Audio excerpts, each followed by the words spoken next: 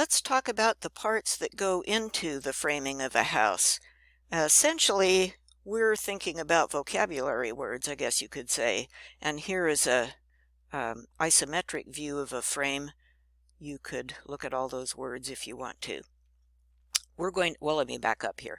What we're going to do is we're going to start at the bottom and work our way up to the top of the house. So we've already talked about foundations last time. Here's a stem wall and here's a footing. On top of the foundation is a thing called a sill. And think about what concrete is like. It's wet, so that sill has to be pressure treated. And then there's an anchor bolt.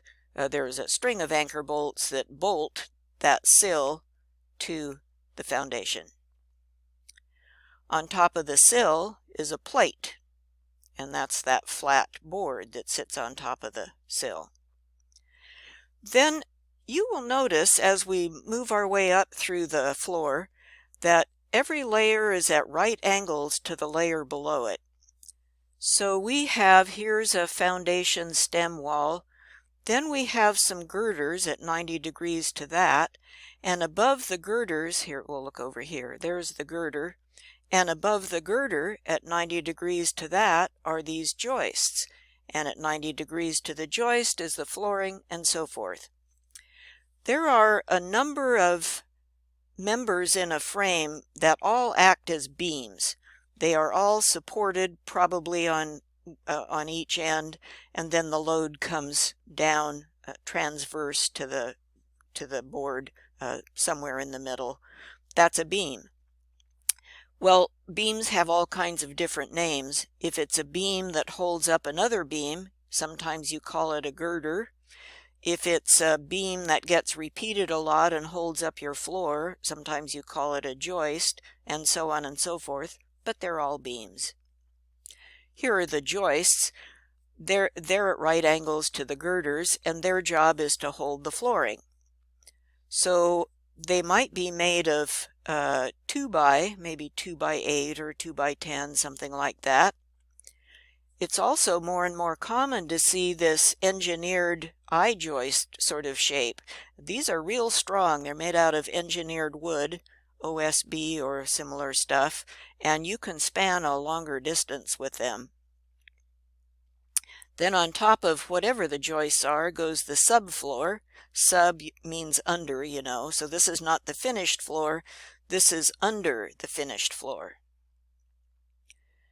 And then once we've got that whole platform laid down, we can start building the walls with the studs, these vertical members.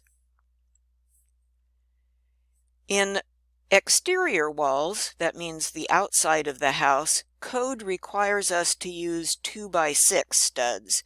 And you might see some old houses that are 2x4s, but that's not permitted anymore. They have to be 2x6.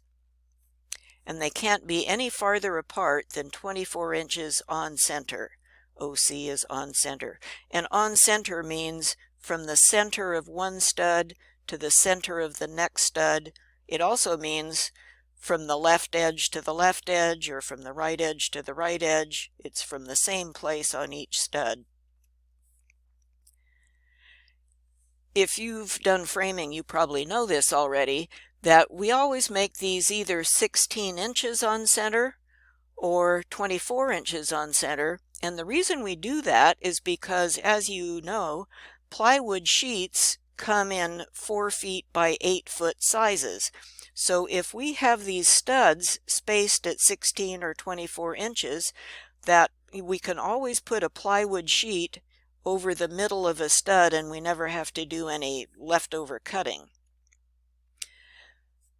The wall is like a stud sandwich. So we got the bottom plate at the bottom, we got the top plate at the top, and in between run those studs and probably some braces.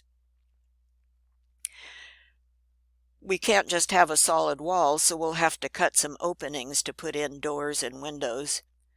And this isn't the finished door and window yet, so we have to rough out an opening that's a little bit bigger than what's going to go into it. And we have to maintain that 16-inch on center or 24-inch on center spacing. Sometimes, as you probably know, where the door or the window shows up interrupts that pattern, so we have to put an extra pair of studs in there to keep that pattern going. And then we have to make sure that stuff is strong over the top so that this lintel can support the span, however far that span is. Then outside the studs goes sheathing.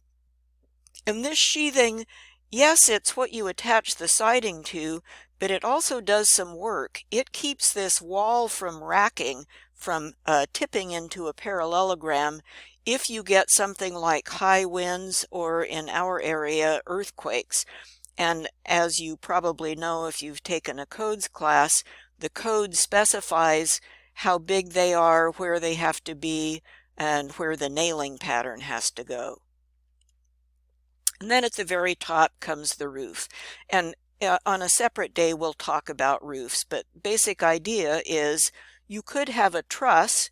A truss is like this. It's a bunch of pieces made of triangles. Or you could have individual rafters. And both trusses and rafters are beams. These are beams that are sitting at a little bit of an angle, but they're still a beam.